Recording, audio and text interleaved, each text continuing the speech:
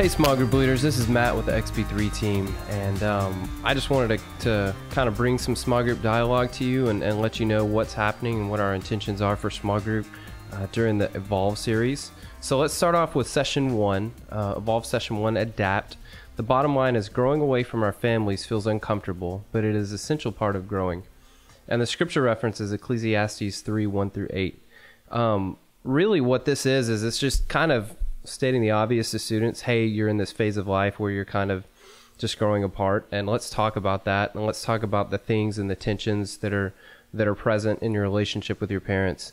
I think it's very important as a small group leader to remind them that this phase is not only hard on the student, but this phase is really hard on their parents. And so you just need to really encourage students to extend grace to their parents during this time, just as their parents are hopefully extending grace to them.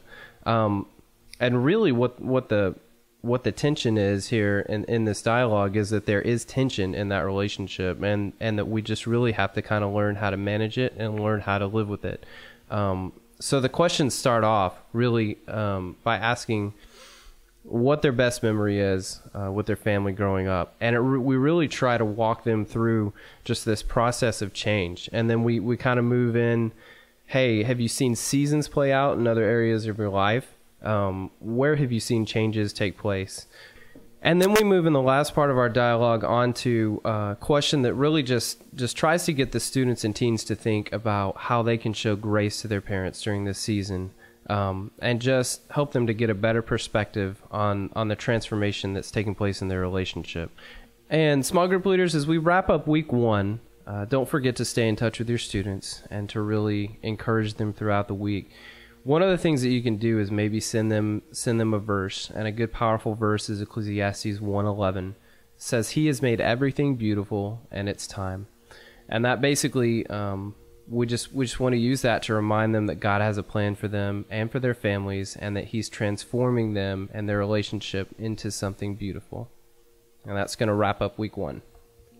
Okay, small group leaders, diving into Evolve Session 2. The name of this week is called Adjust. And the bottom line is, when your parents are no longer the primary voice speaking into your life, you need someone else speaking into your life with wisdom. And there's a lot of scripture out of Proverbs in this small group dialogue and in this session, the teaching session, that you can unpack with your students. One of the things that's important to realize is don't get caught up on the wording of this bottom line where it says your parents are no longer the primary voice. Hopefully, parents are really a big primary voice in the life of their students. But I think what we're trying to say is we want to add additional voices, and that's what this session is really going to be about, that really reinforce what the parent is saying. So it may be a little difficult this week, but it's a good week to gauge where your students are in their journey of finding that voice of wisdom, finding that additional voice of wisdom. And there may need to be some follow-up with specific students to help them in discerning what a good person might be to mentor them or give them accountability or advice. So what we want to do is really get the students thinking about that during the small group time.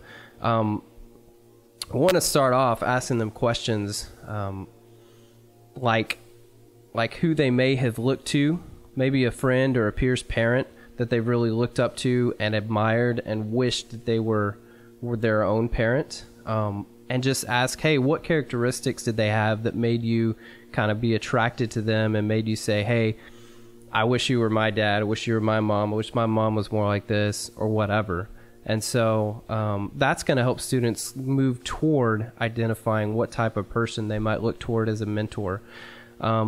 We really want to get them understanding what wisdom is and who the people are in their life that possess wisdom. We don't want them to just, go after a parent because they're a cool parent or whatever. We want them to really go after somebody who can speak into their lives.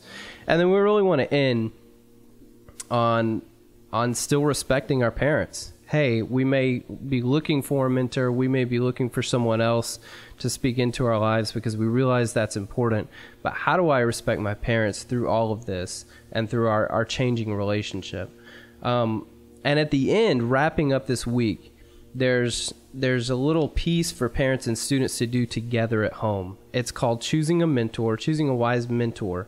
And we have a little handout that you need to give your students. This is really something that should be initiated by the students and really driven by the parents to help identify somebody who can speak into their lives.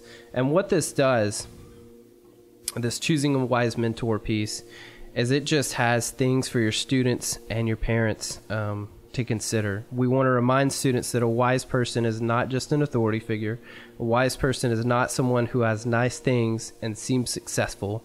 A wise person is not someone who tries to get you to look just like them.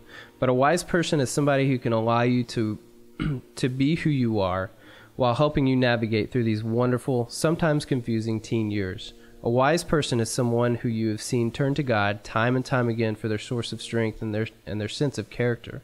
And a wise person knows that true wisdom comes from God. So that's really what we're looking for, and the way that we want to guide and drive our students this week. And that's going to wrap up week 2 for small group time. Okay, small group leaders, moving into Evolve Session 3, Advance. The bottom line is making less of yourself and more of Jesus is the goal when the future on your own seems more promising than the present with your family. So really, we've talked about, in the previous 2 weeks, we've talked about tension existing in this relationship during the teen years. We've talking about the importance of adding another voice. And right now, we're talking about the importance of leaning on Jesus and leaning on Christ.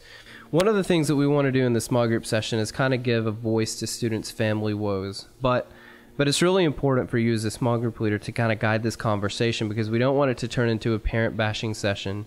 And we really want to drive the conversation back to students' decisions and reactions, and not like a blame game. My parents do this, my parents do that.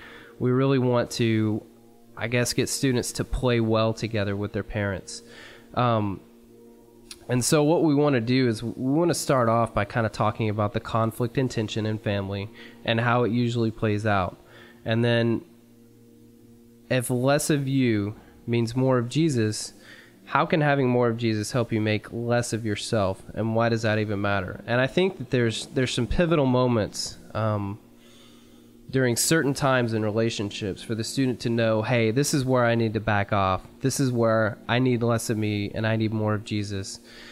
And this is just going to be so important. And this is kind of a subjective time, but I think exploring this with you as a small group leader, this is a great chance to listen and to direct students during this time for them to help them really figure this out.